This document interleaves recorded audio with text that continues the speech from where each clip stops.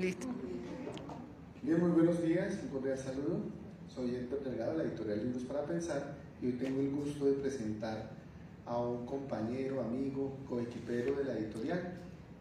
Les estoy hablando de Wilfer Pulgarín, quien ha tenido el honor de ser ganador en el concurso, en la séptima convocatoria de fomento y estímulos para el arte y la cultura de la ciudad de Medellín, Comuna 8. Un aplauso para él, por favor.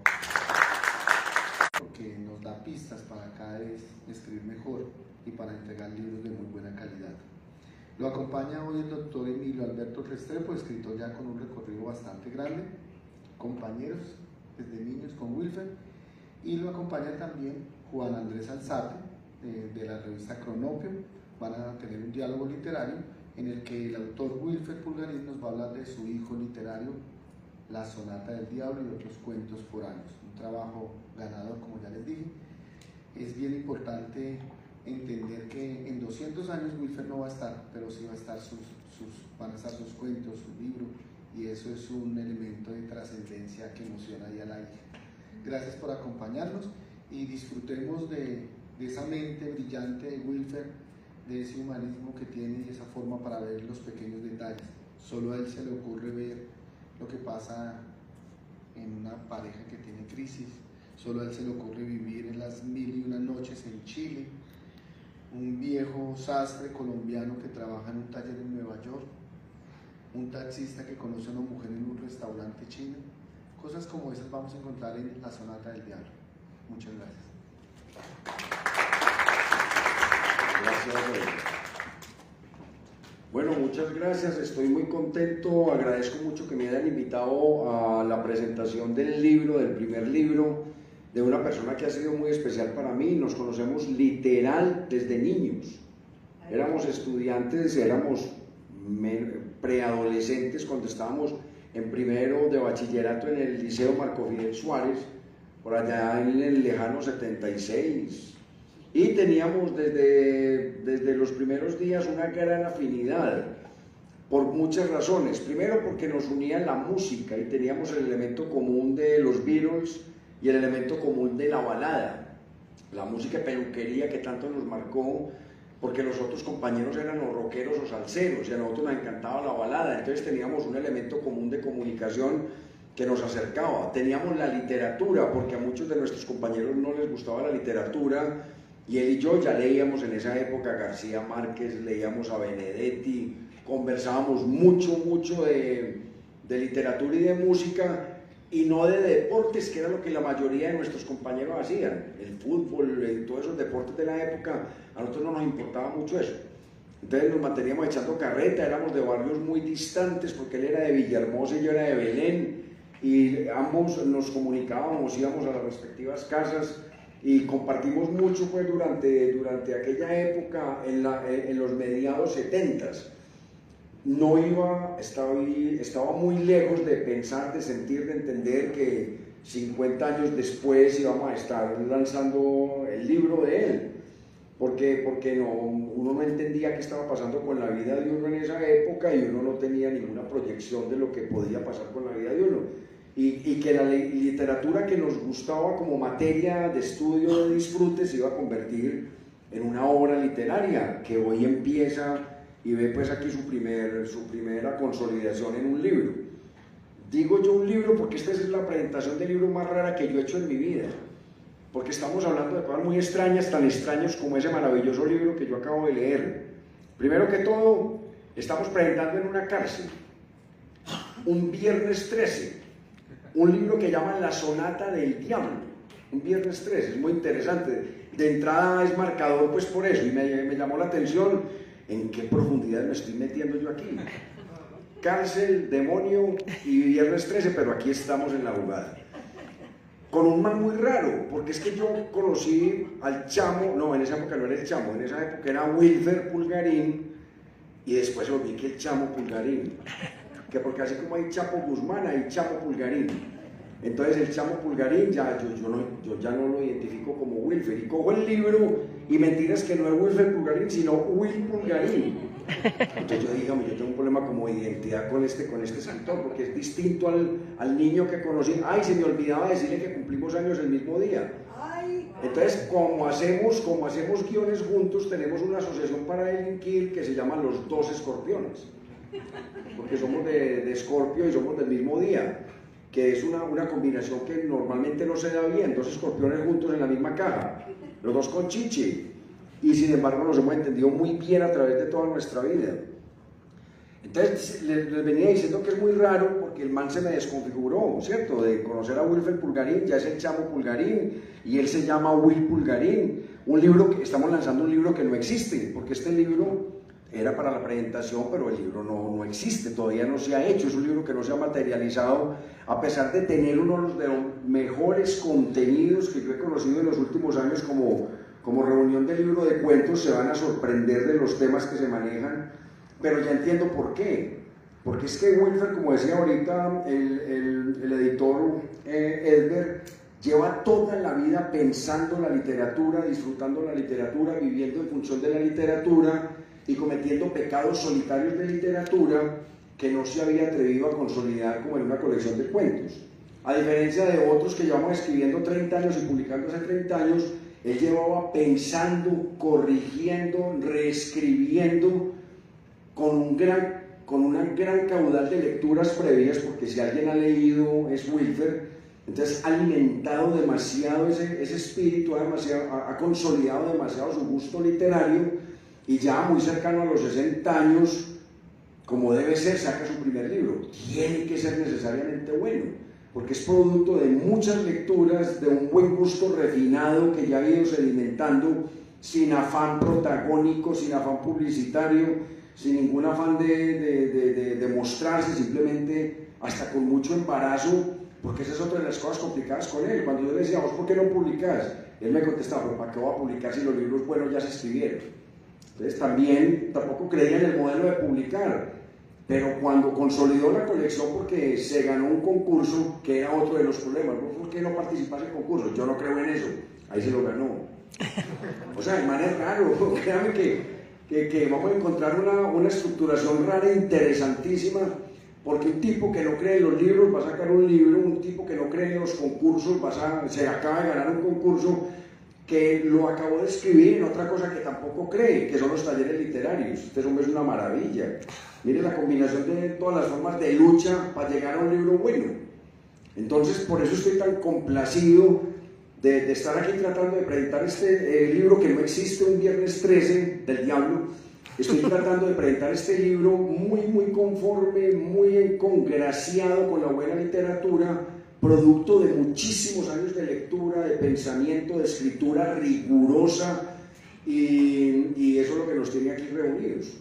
Y entonces quería expresar la alegría que siento como buen amigo, porque los amigos que vienen desde la infancia son los que uno entierra como amigos. Entonces aquí estamos, acompañado de la familia, de los amigos, celebrando la realización y la materialización de un libro que ya existe, al cual le tengo toda la fe del mundo, porque es que la combinación de los libros que encontré ahí, que tuve la fortuna pues de fungir como corrector ad laterum ahí por los laditos, me permite entender que estamos ante un gran libro de cuentos. Entonces lo primero es la felicitación, congraciarme con mi compañero de signo del zodíaco, con mi cómplice en algunas aventuras literarias que hasta ahora no han cuajado, pero ahí van, se van consolidando. Y quería decirle que para mí es un placer. Entonces queremos ver qué nos dice este escritor tan extraño, con todo lo que le he explicado por qué es tan extraño, y qué nos tiene que decir y contar de este libro que estamos lanzando. Bueno, Emilio, gracias por todo lo que dijiste. Siempre es un riesgo invitar a Emilio a este tipo de eventos, porque termina siendo más atractivo que el invitado. Entonces, Emilio, por eso lo escogí, porque la gente se me va a aburrir y se me va a ir. Voy a llamar a Emilio para que la gente pues, por lo menos se atornille ahí el tiempo suficiente y termine siendo esto efectivamente una presentación de un libro, pero también una evidencia que tengo que cumplir con la alcaldía de Medellín, que convocó estos estímulos al fomento al arte y a la cultura, Alcaldía de Medellín 2023. Bueno, primero agradecer a todos los presentes. Aquí están, creo que sin esta excusa no estaríamos aquí, mi familia, de los dos lados, de los que provengo, amigos del taller literario que me encontré en el camino, pues gracias a Emilio. No saben pues la emoción que me da ver a Leonardo, a Lina, a Edber. Con Edber estuve hasta ayer sufriendo el partido de Colombia hasta el final, pero con una lealtad y una nobleza pues admirable. Y a Juan Andrés, el que yo quisiera ser a su edad, pues, pero ya no lo fui, pero un hombre talentosísimo en donde lo hubiera. Diversas manifestaciones y expresiones culturales. Soy un hombre de pocas palabras, en general. Ahí van a ver este tete-a-tete tan raro, tan diferente, porque él tiene una capacidad para que entretener, pero también divertir y asombrar, ¿no? Yo creo que no hay mejor contertulio en una reunión que mí. ¿Qué les puedo decir? El libro, cuando estuvimos hablando del libro, él me reclamaba eso. Vos sos anti-taller literario, anti-publicación, anti-concursos, anti-autopromoción de libros, y sin embargo estoy haciendo esto, ¿no? El libro pues puede ser muchas cosas, pero no es anti nada. El libro no es anti nada. Es un libro que tuvo la oportunidad de configurarse a partir pues, de una oportunidad también acicateado por Emilio, que me dijo, pero participa, vos tenés talento, algo que decir. Siempre he desconfiado de lo que escribo, de lo que pienso, de cómo actúo. La duda me marca siempre. Sin la duda no puedo andar. La duda es el origen de lo que hago y de lo que no hago. Reuní en estos cuentos, las semillas estaban allí, estaban dispuestas en la computadora, gérmenes de cuentos, todos muy distintos. Y la luz que prendió Emilio dijo, ¿por qué no te aventás y mandás el libro? Es la comuna, pues por despreciar la capacidad de los participantes, de los competidores, pero someterlo pues al público. Durante mucho tiempo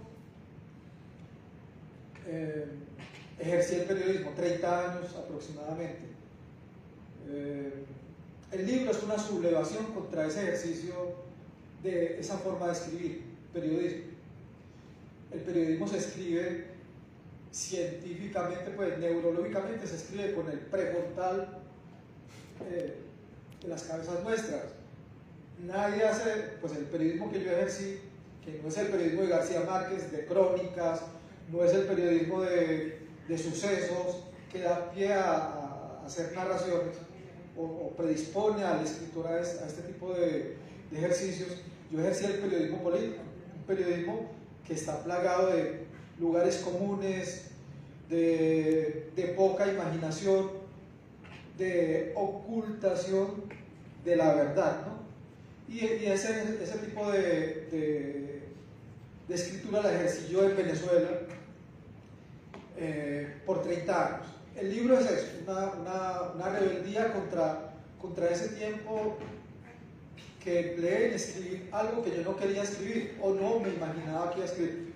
Corrijo, no es que no lo quería escribir, me tocó escribirlo porque era un ejercicio alimenticio, de eso vivía, con eso pues tuve un hogar y pude hacer algunas cosas como cualquiera ejerce cualquier otro oficio. Iba a decir que no necesariamente esa sublevación contra el ejercicio del periodismo tiene detrás de sí algún arrepentimiento o alguna rabia o alguna... sí, no hay detrás de eso pues una intención castigadora de ese pasado, ¿no?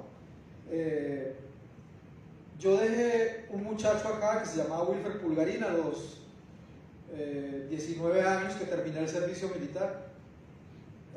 A esa edad me tocó seguir el rastro de mi familia emigrante hacia Venezuela y me fui a Venezuela y allá había que vivir.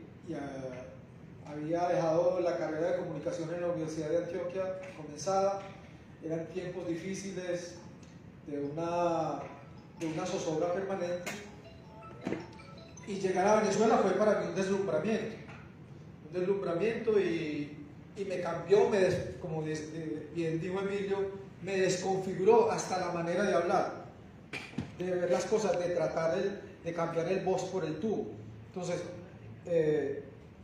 prácticamente me desconstruí como persona. En esa desconstrucción como persona y en esa necesidad de armarme, a pelear muchas cosas. Leí como un desaforado, ejerciendo al mismo tiempo, pues, primero estudiando de nuevo la carrera de comunicación y luego ejerciendo el periodismo desde, pues, se me abrió rápidamente la oportunidad de escribir para el Nacional. Y a partir de esas obligaciones empecé a configurar un personaje que yo todavía no me creo, yo todavía no sé, no tengo claro qué es lo que soy, qué es lo que me gusta, hacia dónde debo apuntar. Pues no los quiero aburrir pues con todo ese cuento que la mayoría conoce.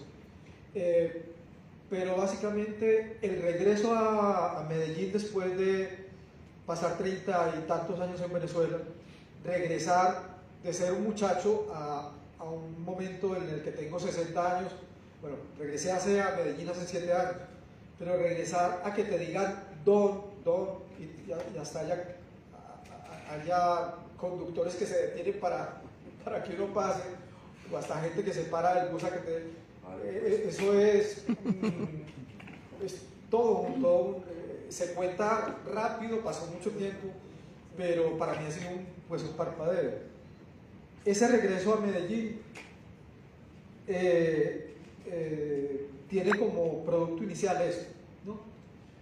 Este libro de cuentos que sí existe. El cuento pues existe, es digital, tengo que mostrarlo como tal a la alcaldía de Medellín y se le hará llegar como tal. Se hicieron estas dos impresiones con el propósito de que visualmente pues tengan algo que ver. La portada es de mi hija, Juan Andrés va a leer, y una cosa es leerlo así, y otra cosa pues es leerlo en lo que es pues un prototipo, un machote, como se le dice en la industria editorial. Esto es una especie de recolección de añicos, ¿no? Se recogen un montón de cosas que yo tengo desperdigadas y que he ido recogiendo, pues, las tenía en la computadora, a medio hacer algunos, otros más avanzados, pero la necesidad de tener una obra, no me gusta la palabra obra, pero tener esta muestra, esa necesidad me llevó a concluirlos. Y para eso conté con un gran lector también. Todo lo que dijo Emilio sobre nuestras querencias, nuestros hobbies, es absolutamente cierto. Absolutamente cierto. También la literatura estaba muy presente, ¿no? Tuvimos profesores que nos alentaron mucho a escribir, que nos contaminaron desde muy niños. O sea, un muchacho como yo a los 18 años leyendo Sartre, Camus, Heidegger, Nietzsche, o sea, eso perjudica a cualquiera. Eso no se debe leer a los 18 años, se debería leer ya muy avanzado. Entonces, el libro no es contra nada, el libro no es anti nada, es una propuesta de vida, es un ejercicio vital y bueno, creo que me extendí de más, pero bueno, vamos completando. Este es el que no hablaba del libro. Bueno, no, ya en el ejercicio pues, del libro me llama la atención es la estructura del libro porque uno ve sembrados en todos los cuentos, a través de cada uno de los cuentos, hasta de los títulos, muchas cosas que uno ve que tenían el germen en su propia vida y que después hicieron como una especie de reconstrucción a través de la literatura o de la ficción. Yo noto en La Sonata del Diablo, páreme bolas, una pareja de venezolanos que está en crisis matrimonial se va a pasear a una isla, a Cuba, y después me doy cuenta de que él en alguna crisis matrimonial se fue con la señora a Cuba. No les voy a contar qué sigue después. Lo mismo de un sastre que trabajaba en Nueva York, en el cual creo encontrar los rastros de personas demasiado cercanas, y lo mismo del señor viejito. Entonces, para que nos contés cuál es el proceso de estructuración de estas historias que uno ve tan fuertes. Es que otra cosa es cuando en un taller literario dicen, bueno, mañana vamos a contar la historia de un gatico que se queda en un balcón, y al otro día todos los estudiantes llegan a contar la historia del gatito en el balcón, y unos que tienen más talento que otros hacen un mejor o un peor relato, y no falta el que haga el poema y todo eso. Pero aquí vemos cosas que están consolidadas y que son fuertemente estructuradas a su propia necesidad vital de vivir y de contar. Uno ve rastros de la propia vida de Wilfrid, que hay más sincero en uno que en la vida de uno cuando uno la quiere contar. Entonces yo veo una cantidad de rastros desperdigados en todo el libro. ¿Estoy equivocado? ¿Es más o menos un método de trabajo? ¿Cuál es la forma de llegar a estos cuentos? Sí, creo que todos los cuentos, con excepción de uno que se llama Las desventuras del visir, todos tienen como génesis una anécdota personal o que he conocido. O sea que la de travesti también es una anécdota personal. Así que asustó con un amigo que no conoce. La del travesti. Me pidió no, conveniente no, delante de la mamá y la esposa y le olvidó. Bueno, todos tienen como germen una anécdota. Soy un hombre desconfigurado andante, pues yo siempre porque no sé todo lo que está pasando a mi alrededor, y creo que le pasa a todos los escritores, pues creo yo, no tengo un universo de conocimiento de escritores vivos como para preguntarles, pero creería yo que todo lo que le pasa a un aspirante a escritor o a un escritor, todo lo asume a título de capital para escribir, todo lo que le pasa, desde lo más nimio hasta lo más aplastante, desde las pequeñas cosas del día a día hasta cosas inenarrables, pues, que son de tu intimidad. Todo ese tipo de cosas, todos los cuentos en su mayoría, creo que el 90% parten de un hecho cierto, pero que en lugar de irse transformando esas historias en la vida ordinaria, cuando me siento a escribir, esas historias se empiezan a desfigurar, y se empiezan a desfigurar por necesidades narrativas, ¿no? O sea, yo con Belinda fui a La Habana en 1992. En 1992 había ocurrido un intento de golpe de Estado en Venezuela, el primer intento de golpe de Estado de Chávez. Y nosotros apenas, creo que no nos habíamos casado ni nada, y un amigo me dice, en Venezuela en ese momento, pues, con cierta frecuencia uno podía salir al Caribe, hacer inclusive un viaje más larguito, llegar a Estados Unidos, porque el país, y con un empleo normal, pues, había que tener fortuna para hacer eso. Entonces, ese viaje a Cuba al que yo llegué porque un amigo me dijo, hombre, porque está muy barato el viaje a Cuba, con $500 se van los dos, comen, pagan el hotel, y la revolución estaba cumpliendo 33 años y estaba en crisis, y había, entonces le digo, Belinda, en lugar de irnos al litoral venezolano, porque no vamos a ir ahorita no recuerdo cómo se llama el compañero, no lo recuerdo. Luis Alonso. Él venía ya de Cuba y me decía, es muy lindo, es una ciudad increíble, está en ruinas, pero como periodista además le vas a sacar jugo. Entonces le dije, Belinda, nos vamos. No estábamos casados, un poco con la renuencia de la familia de ella, nos fuimos. Entonces nos pasó un día en Cuba, en el 92, estaban en lo que llaman el periodo especial, que era racionamiento de luz, de agua, de todo eso. Y había un toque de queda que comenzaba a las 6 de la tarde y terminaba a las 6 de la mañana del día siguiente. Nos asignaron un guía turístico porque uno no podía andar a la libre pues por la isla, y un día el guía le pedimos que nos tomara una foto en la Plaza de la Revolución y nos dañó la cámara como a propósito y no quedó rastro de esa foto, y quedó ese resentimiento al volver, pero por no tener esa foto. Entonces, no me quedó esa foto como recuerdo con Belinda, y empezó a nacer un cuento ahí. Y el cuento comienza con una pérdida de una pareja, pero obviamente no somos nosotros que éramos novios, sino ya una pareja de 40 años que se pierde en La Habana, o a la que sorprende el toque de queda lejos del centro de La Habana y no saben qué hacer.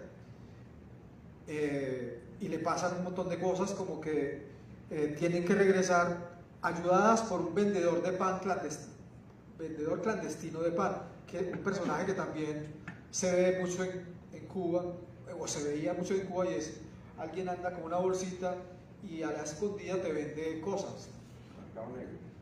Sí, entonces era un muchacho negro, y ese personaje es el que trata de sacar a la pareja del extramuro en donde está, pero luego lo pierden, y a medida que van pasando las cosas, pues obviamente no les voy a spoilear cómo termina el cuento, pero el cuento se desbarata de tal manera y se desvía de tal manera que se convierte en un cuento sobrenatural. Pero déjeme contarle el asombro que yo sentí con ese cuento. Es que lo que yo quería era eso.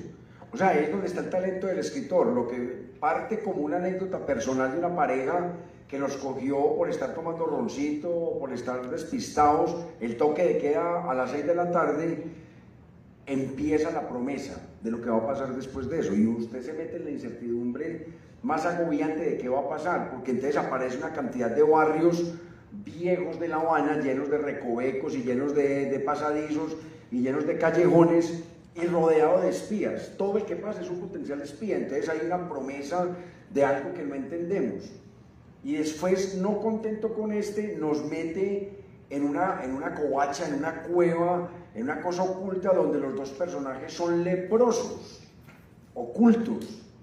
Entonces, pero ¿en qué infierno he venido a caer aquí? Y fuera de eso aparece la magia de un violinista que parece venido del mismo infierno. O sea, se va abriendo el cuento, y ahí es donde uno ve el oficio de un escritor, que va mucho más allá de la historia que cualquiera puede contar. Es el viejo truco del taller. Ve, una pareja se pierde en un toque de queda en La Habana vieja, ¿por qué no escriben la continuación de ese cuento? Y todos salimos con la misma bobada, la misma historia pendeja. Este hombre se plantea un universo lleno de cosas que no conocemos y de promesas por conocer, y nos mete en un universo que puede ser aterrador.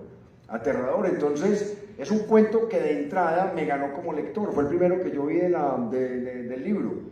Entonces y me mostró el gran oficio que tiene. Ahí es donde están sus miles de lecturas. Cuando aparece la configuración de ese universo tan personal, uno descubre que está en presencia de una persona con oficio de escritor, y en esa tónica se van yendo la mayoría de los cuentos. Él plantea una historia sencilla, que es una pareja que está en crisis matrimonial, como todas las parejas del mundo en crisis matrimonial. Normalmente dura 50 o 60 años esa crisis, y ahí va, y se encuentra ya con un universo que nos saca de lo normal, porque es que la crisis matrimonial es lo más común que hay, pero lo incomún es caer en una casa donde viven un par de hermanos leprosos con un universo fantasmagórico detrás de ellos.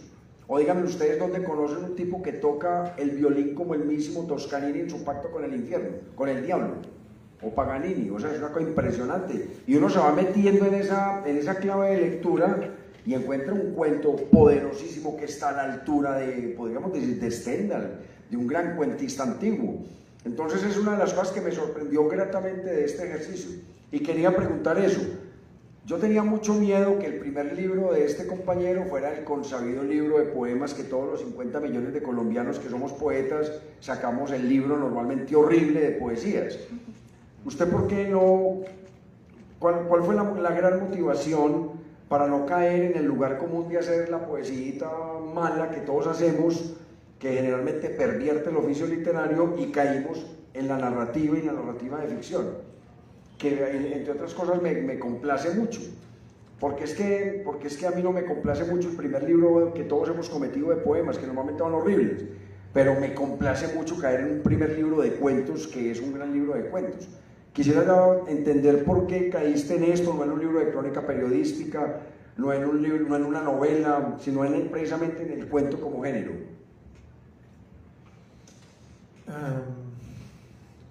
A ver, yo le temo a algo muy particular, y creo que comparten la mayoría de los escritores, y es a la obviedad, ¿no?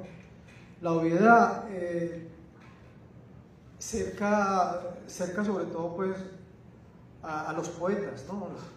La obviedad de lo que el amor y cuando te veo te quiero abrazar, y la flor que vi, y eso me da mucho miedo, ¿no? Me da mucho miedo la obviedad, y me planteo el lugar del lector. O sea, yo como lector soy muy exigente, la verdad, o creo ser muy exigente. Y ustedes son testigos, pues el taller literario es testigo que y me dice, ya viene un Don Wilfer nada le gusta. Sí, soy muy exigente, pero por esa deformación desde muy niño, desde muy joven. Pues muy joven, y fue las lecturas que el profesor Guillermo Ramos, profesor de filosofía, nos mandaba para la casa. Entonces, leer, y vuelvo y repito, leer La náusea a los 18 años, eso es un crimen, pues, eso es pervertir apelando al libro tuyo de textos para pervertir a la juventud. No porque tenga nada de sexualidad o algo sucio, pues esperpéntico. Entonces, en ese afán de no escribir cosas obvias, me encuentro con que el tipo de poesía que intento hacer es demasiado obvia y demasiado mala, pues, y tengo ese yo interior que me dice, eso no. Entonces, rápidamente me di cuenta que ni lo hacía bien, ni tenía tantos referentes literarios, porque para escribir poesía hay que leer más que los que nos mandan en el colegio. O sea, la poesía no se hace, o quien escribe poesía no lo puede hacer con 4 libros, pues, con 4 lecturas, no. Porque es que ese universo de quien escribe cuentos tiene que sumergirse, pero muy profundamente, como estos que, ¿cómo es el ejercicio, Joan? De los que se lanzan muy profundamente, sí, pero más profundamente. Hay una práctica deportiva que apnea. O sea, para poder hacer poesía hay que, todo escritor de poemas es un potencial suicida, digo yo, porque es que hurgar en el alma humana puede conducir a tales desazones que te pueden colocar con unas crisis existenciales terribles. El cuento me gusta porque tiene, y lo hablábamos en algún momento con Emilio, tiene ese componente de narración oral. La narración oral pues suele ser sencilla.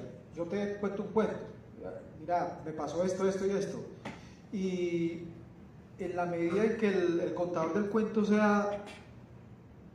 tenga práctica, tenga imaginación, creatividad, sale sale la obra, sale la pieza termina siendo escrita. Y me ocurría, y me suele ocurrir, que tengo que,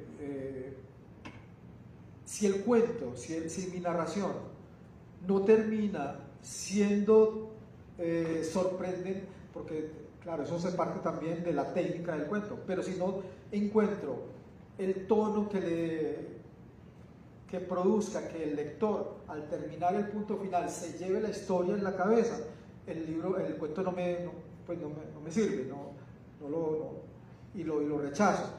Entonces, eso no se puede hacer con la poesía. Pasa, y pues es tema del momento, sobre si la inteligencia artificial sabe o no sabrá escribir en algún momento. Creería yo que tras la escritura de poesía se oculta una manera fácil de decir cosas, obviedades, pues. Se buscan maneras y creo que la inteligencia artificial lo primero que va a practicar, porque es muy fácil, porque una inteligencia artificial no vive como un hombre, pues. A nosotros nos pasan cosas. Una inteligencia artificial no se emborracha, no queda en embarazo, no se rompe una pierna, no se opera la próstata. Entonces de ahí no puede salir todavía. La inteligencia artificial no tiene experiencia, ¿cierto? Entonces, y por la misma tentación de la obviedad que trae consigo la poesía, creo que es el primer género literario que va a escribir la inteligencia artificial, porque además no solamente la escritura, sino la lectura es muy complicada. Yo creo que vamos a terminar de leer. Ahí vi la hora, creo que ya es hora antes de hacer las preguntas del público. Hijo. Una abrebocas pues, para que se antojen de alguno de los cuentos. El colega Juan Andrés, que es un buen lector y sabe mucho de literatura, nos va a regalar la lectura. Invito a que se encarguen con este libro cuando salga. Vale realmente la pena sumergirse en la experiencia de lectura. Es una forma muy pensada de hacer buena literatura.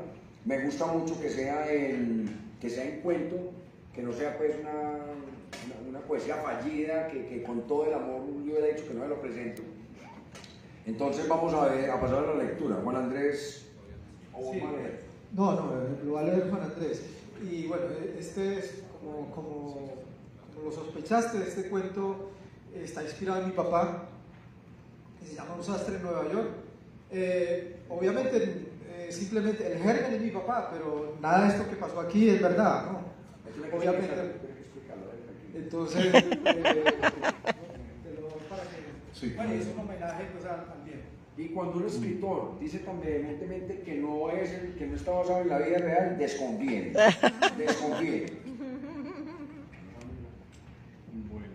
Bien, este es el segundo cuento que posee este libro. El primero es el que da título al libro, que después sería bueno que nos contaras un poquito más, que ahorita discutíamos sobre el sentido de la sonata. Bueno, Un sastre en Nueva York. Hacer un pantalón a la medida puede demorar entre 2 y 3 horas para un sastre ágil, entre 5 y 6 para un novato y todo un día para uno que ande por los 60 años. En este caso, el hombre tiene 70 y tantos. Además, le funciona apenas la mitad de los pulmones y a donde vaya debe estar conectado a una bala de oxígeno. Así pues, no puede esperarse que éste se afane como los demás sastres que trabajan en Salvatore's Taylor, en el Bajo Manhattan. Por un pantalón, el italiano Pasquale paga $30, de modo que con 150 semanales, el hombre del oxígeno asistido puede sobrevivir sin acudir a la ayuda de la Administración de Recursos Humanos, dependencia a la que acuden miles de neoyorquinos necesitados de refugio, asistencia médica o comida. La sastrería queda en un altillo de la calle Sexta con Broadway, cerca de las mercerías judías. El hombre al que una bacteria resistente a los antibióticos le dejó inservibles los pulmones hace 5 años, viaja diariamente desde Queens en la línea roja del subway. Generalmente es puntual, aunque ahora menos, porque suele hacer varios saltos en el camino antes de enfrentar las últimas escaleras que conducen a la mezzanina donde está el taller que Pasquale heredó de Salvatore, su padre, hace 10 años. No hay ascensor. Él llega sudado y pálido, arrastrando la carretilla. Entonces se desploma en el taburete frente a su máquina de coser. Regala una semisonrisa a los sastres que observan cada uno de sus movimientos.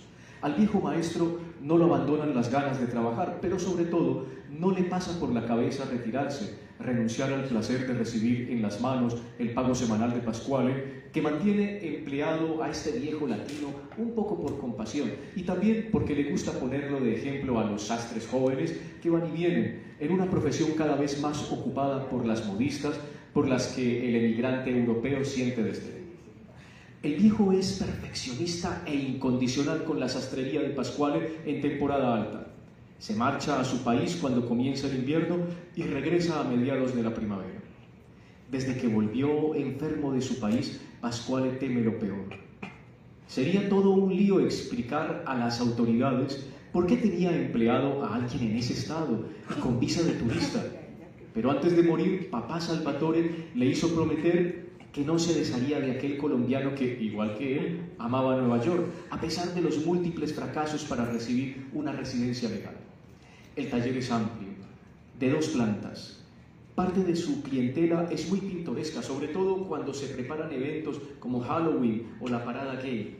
Excepto Pasquale, los demás trabajadores son latinoamericanos y se han acostumbrado a ver desfilar por allí a gigantes rubios con gustos estrafalarios y a mujeres hermosísimas como las de los anuncios de perfumes. El cliente americano que ninguno olvida fue uno de los actores de la serie de televisión NYPD, el detective John Kelly. Pasó que un día de mayo se apareció en la sastrería John Caruso, el pelirrojo que era parte del elenco de la serie y que luego fue reemplazado por el detective Bobby Simon, interpretado por el puertorriqueño Jimmy Smith. Caruso había llevado un saco smoking que le quedaba largo de manga. Pasquale, que solo veía en televisión el canal de la RAI de Italia, no lo reconoció, pero el viejo de las asfixias, devorador de periódicos y adicto a las series de acción, sí. Cuando lo vio en la planta baja, atendido por el italiano, le llamó la atención a uno de sus compañeros. «Pablito, mira, ¿sabes quién es el pelirrojo que está atendiendo allá abajo el manager?» «No, don Isaac, ¿quién es?»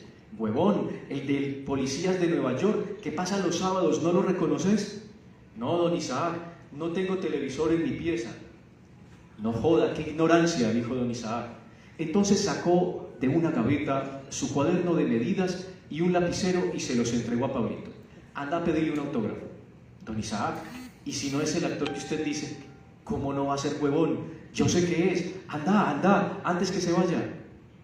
Pablito bajó sin hacer ruido las escaleras que comunicaban los 2 ambientes del taller. Allí estaba Caruso, abstraído, mirando en el espejo las marcas con tiza que hacía el manager en las mangas de su saco. «¿Qué sucede, Pablo?», preguntó Pasquale con un alfiler en la boca. Pablito dedujo rápidamente que si Pasquale estaba marcando las 2 mangas del smoking, era que el pelirrojo tenía un brazo más largo que otro. Pablito y Caruso cruzaron miradas en el espejo y el sastre se puso tan colorado como el actor. Entonces hizo un gesto hacia el manager que detuvo por un momento su labor. Pablito le contó al oído la ocurrencia de don Isaac. Pasquale miró a Caruso en el espejo y le preguntó: «¿Are you an actor?» «Yes», respondió Caruso. El manager mandó a Pablito a que volviera a su puesto. Entonces sus movimientos mecánicos en la prueba del saco se transformaron en concentración de cirujano, rectificando medidas con el metro, más allá de lo que amerita un arreglo de mangas. Antes de despedirse, Pasquale le pidió a Caruso que le autografiara el cuaderno de medidas de don Isaac.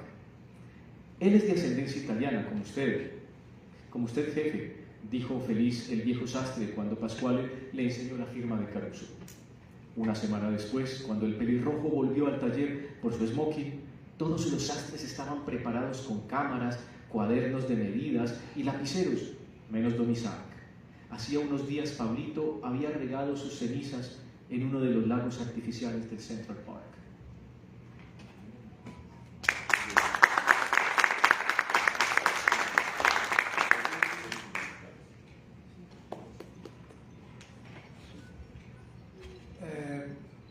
siempre he sido un poco temeroso con esto de las lecturas, si las personas no lo tienen a mano para que sigan la historia, pero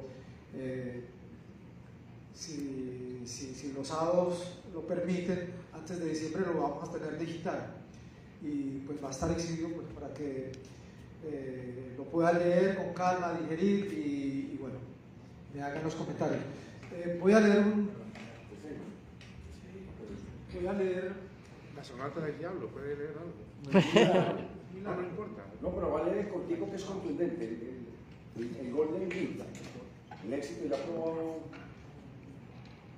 el más autobiográfico de los cuentos. O lee ese y lee, aunque sea un parrafito del otro. Bueno, este se llama... Este cuento obtuvo en 2017 un reconocimiento como finalista de los premios Medellín en 100 palabras. No sé si fue la primera convocatoria, pero bueno, este cuento que Emilio me ha, creo que a veces muy generosamente alabado, pues lo va a leer. Necesito en lo posible que pongan atención porque tiene pues su vuelta para entender. Autobiográfico total. Se llama Zona de Tolerancia. Te amo, escribió en su mano la rubia con manzana de Adán. Él anotó en la palma áspera de ella, yo también. La noche siguiente ella lo recibió con otra peluca y en la despedida le dio un papelito. Me quieren matar. Lo leyó en su casa. Salió a prisa. Afuera del cementerio de San Pedro un corrillo rodeaba un cadáver cubierto. Se unió a los curiosos y el alma le volvió al cuerpo cuando sintió el olor y el sexo duro de Margot detrás de él. Se excitó más cuando le escondió el puñal asesino entre sus nalgas.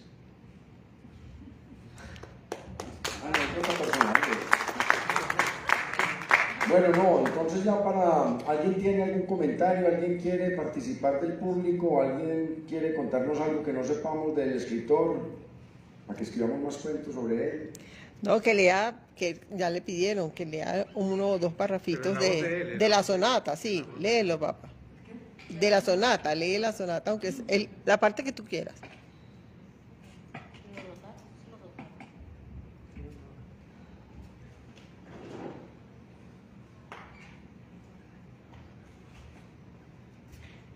Bueno, siempre he creído que el escritor debe escribir más que hablar y no me he acostumbrado mucho a hablar en público por unas razones de carácter, por decirlo de algún modo. La sonata del diablo. Bueno,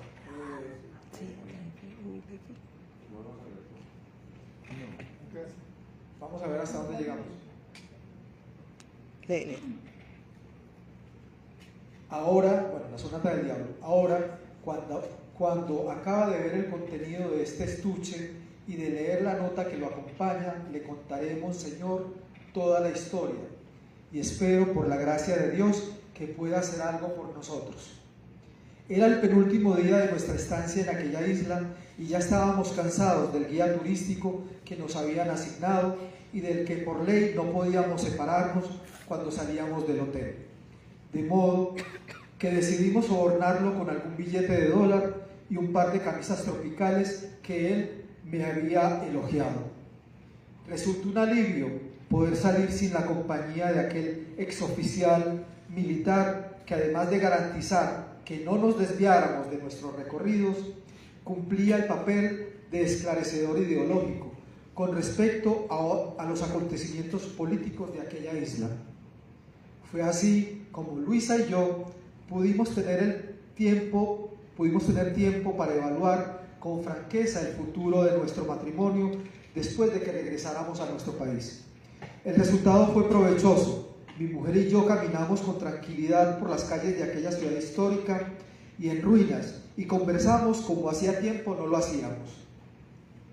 El consejero matrimonial había acertado con la recomendación de que si realmente queríamos salir adelante juntos, realizáramos un viaje diferente a los que habíamos hecho en los casi 20 años que llevábamos de vida conyugal. Por ese tiempo, las agencias de viajes estaban ofreciendo paquetes turísticos poco menos que regalados para aquella isla que celebraba 33 años de revolución, y nos pareció una buena idea conocerla antes de que su sistema se desplomara, como estaba ocurriendo con los gobiernos de la Europa Oriental.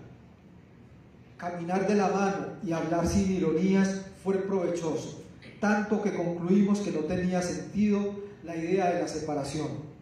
Nos contagiamos de alegría y quisimos refrendar la renovación de nuestra unión, visitando de nuevo aquel bar famoso por sus combinados de ron. A las 2 horas salimos de allí cantando y bailando, como cuando éramos estudiantes universitarios y creíamos que estábamos hechos el uno para el otro. Cuando llegamos a la avenida que bordea el malecón, vimos venir un bus destartalado, de esos que por allá llaman guaguas. Aún no me explico por qué se nos ocurrió levantarle la mano. Supongo que fue quizás consecuencia del entusiasmo que nos produjo el conjuro del divorcio o el efecto de los cócteles, lo que nos impulsó a aventurarnos más allá de los límites impuestos por el guía, que en todo momento nos advertía sobre el riesgo de violar el toque de queda que, debido al periodo especial que atravesaba la isla, regía entre las 6 de la tarde y las 6 de la mañana. Entenderá usted, monseñor, que para una pareja cuarentona, atrapada por el tedio y el hastío, recobrar la ilusión del amor puede significar tanto como comprar una mejor casa o vencer una enfermedad. Probablemente no estaríamos en esta angustia si no nos hubiéramos excedido con los mojitos, porque pronto mi mujer y yo nos quedamos dormidos, cabeza contra cabeza, en los últimos asientos de aquella guagua que, sin darnos cuenta, pasó de la ciudad litoral a la ciudad interior y se vació de pasajeros. El ruido seco de un frenazo nos despertó y con horror nos dimos cuenta de que habíamos ido lejos y que faltaba poco para oscurecer. Entonces escuchamos la voz del chofer. «Hasta aquí llegamos», dijo. De inmediato intenté negociar con el guagüero para que nos regresara a la plaza donde nos había recogido, pero él ya había metido el carro en una explanada enrejada con piso de tierra, donde otro hombre nos apuraba para que descendiéramos. «A esta hora ni una rueda de triciclo puede moverse en esta isla», dijo el hombre, que por el machete que cargaba al cinto y por el perro que ladraba a su lado supimos que cumplía labores de celador. Bajamos del bus y el vigilante nos guió hasta la salida del terreno, haciendo sonar en sus manos una cadena metálica de la que colgaba un candado desmesurado. Fue en ese momento que de la nada apareció el negro con una talega debajo del brazo. Se acercó y, sin reparar en nosotros, ofreció al guagüero y al vigilante el contenido que traía oculto en la bolsa. Ambos metieron las manos a través de la cerca y esculcaron y sacaron 2 roscas de pan cada uno. En pago, el negro recibió unos papelitos de cartulina que tenían impreso un sello. A continuación, se dieron la vuelta y, sin despedirse, desaparecieron con la luz del ocaso pegada a sus espaldas. El negro dio un paso para marcharse, cuando mi mujer lo tomó por el brazo. «Por favor, ayúdenos a salir de aquí», suplicó ella. «Le pagaremos», dije yo mientras me buscaba la billetera. El negro miró con desconfianza a su alrededor. «Síganme, pero de lejos. Cuando yo pare, ustedes pagan. Si aparecen los industriales, no los conozco», advirtió. «¿Los industriales?», preguntó mi mujer. «La policía», le aclaró el negro. «$20 está bien», pregunté yo. El negro tomó el billete, se inclinó, lo ocultó debajo de la plantilla de uno de sus mocasines blancos e iniciamos la marcha. Para evitar la carretera, nos condujo por un atajo boscoso, guiados por el murmullo de una corriente de agua. La noche se impuso cuando nos abrimos paso por un pantanal donde croaba un ejército de ranas que luego desembocó en un cementerio. En el exterior de un mausoleo vimos a una mujer desnuda, esquelética, rodeada por varios hombres. En ese momento el negro tomó la mano de mi esposa y solo se la soltó cuando perdimos de vista aquel grupo fantasmal. Después sentimos el olor del mar y escuchamos la furia de las olas iluminadas por las estrellas. Nos animamos al saber que volvíamos a estar cerca de la costa. Entonces el negro ordenó por gestos que nos separáramos, cada uno por aceras diferentes. Él por la que bordeaba el litoral y nosotros por el adoquinado del frente, oscurecido por la sombra de unos balcones voladizos. ¿Continúo? Sí. El negro iba cada vez más rápido y a Luisa y a mí nos costaba seguirle. Los dos calzábamos sandalias y los dedos nos chocaban a cada paso contra los salientes del suelo. Viéndolo desde lejos, el contrabandista de pan se nos aparecía y desaparecía cuando sorteábamos columnas y paredes. La prisa nos agotaba el aliento, hasta que de pronto nos topamos con un enjambre de ratas arremolinadas sobre la rejilla de un imbornal. Luisa se detuvo en seco y lanzó un chillido que las dispersó en varias direcciones, incluida la que llevábamos nosotros. Sentimos en los pies el cosquilleo de sus patas y al tratar de sacudirnoslas perdimos el equilibrio y caímos sobre el adoquinado, mi mujer de frente, sin lograr sostenerse de mi brazo. Cuando la levanté, vi que le sangraba la boca. Miré en dirección al negro, pero este ya había desaparecido. Descalzos avanzamos unos metros más y nos sentamos recostados contra un muro de piedra. Sudábamos, me quité la camisa, le enjuagué con ella las lágrimas a Luisa y traté de contenerle la hemorragia. Era una noche clara y noté que ella tenía partidos casi desde la raíz 2 dientes delanteros. Tranquila, es solo una herida en los labios. Vas a estar bien, le dije mientras la abrazaba. ¿Qué vamos a hacer?, preguntó ella entre sollozos. Respira con calma, no hay que desesperarse, respondí mientras me preguntaba cómo íbamos a salir de allí y dónde encontrar un médico a esa hora. Fue entonces cuando escuché las notas de un violín. ¿Oyes? ¿Qué? ¿La música? No. Escucha bien, ya la oigo. Alguien toca un violín. ¿Qué hacemos? Ir a donde la están tocando.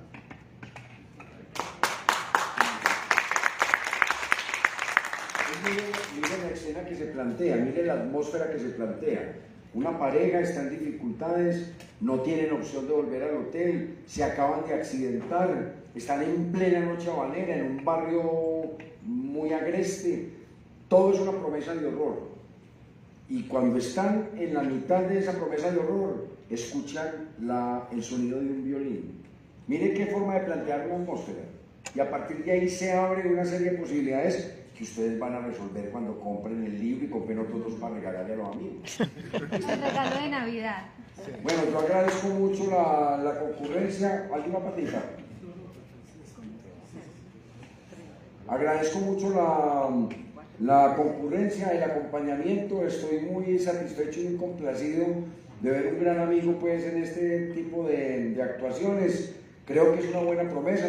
Espero que sigan muchas cosas. Él es de ritmo lento, pero muy eficaz. Lo que tenemos en la mano funciona. Esperaremos una novela o 2 que tiene por ahí en remojo hace muchos años. Esperaremos las crónicas periodísticas. Lo odiaremos cuando saque el libro de poemas. Y esperaremos a ver que es una vieja promesa. Pero aquí estamos muy al pie del cañón y muy convencidos de que nos esperan grandes cosas con él. Muchas gracias. Sí, no, Cristina Higuita no vino, ¿cierto? Por aquí, que era la representante de la Secretaría de la Alcaldía de Medellín, que venía pues a hacer acto de presencia pues para ver que se hubiera cumplido el acto. A ella le agradecemos, esto va a quedar grabado, agradecemos pues a la Secretaría de Cultura de la Alcaldía de Medellín por el apoyo, por el premio. Como dice Emilio, esto es espero también que sea el germen de nuevas narraciones que son un homenaje a esta comuna que me vio nacer, que fue Villahermosa. La Comuna 8 para mí tiene un especial, un especial cariño. Lo llevo a Villahermosa con un especial cariño en el corazón, no solamente porque es el origen de mi mamá, de la familia, de mi tía Aurora, de mis hermanos. ¿Ah? Entonces, haber obtenido el premio en representación de la Comuna 8 me llena de un profundo orgullo y de gran significado, muy simbólico además, donde yo dejé el muchacho que quería escribir, que luego traicionó la escritura de ficción por el periodismo, que es una especie de traición frente a lo que yo quería hacer, pero retornar a esta edad para continuar esos sueños de juventud, pues me llena de mucha alegría y nada, gracias a todos por asistir, muchísimas gracias. No está con nosotros Lía, la pequeña hija mía, pero pues un malestar de salud la tiene en casa, pero sé que lo está disfrutando y está tan contenta como Chloe, como Belinda con el premio, al igual que mi mamá, Astrid, César y Joan. Gracias pues a todos y dejo pues al experto, también a Edmer. Edmer es una persona muy especial y tiene ese talento para exaltar este tipo de trabajos. Gracias. Bien, muchas gracias por participar. 1 minuto, 5 ideas. Primero, gracias Wilfer por este libro. Gracias y felicitaciones por ser un ganador de un premio. Un fuerte aplauso. Wilfer en medio de 2 grandes escritores, hoy deja de ser Wilfer Pulgarín para la literatura y nace Will Pulgarín.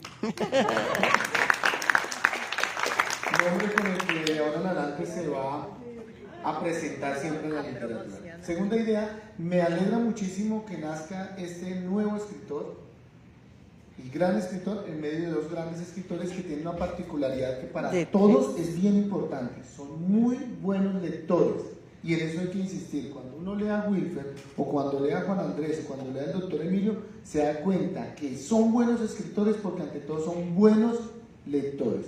Para todos ustedes que dicen, ¿cómo hago para escribir un libro? Primero empieza leyendo y leyendo muchísimo.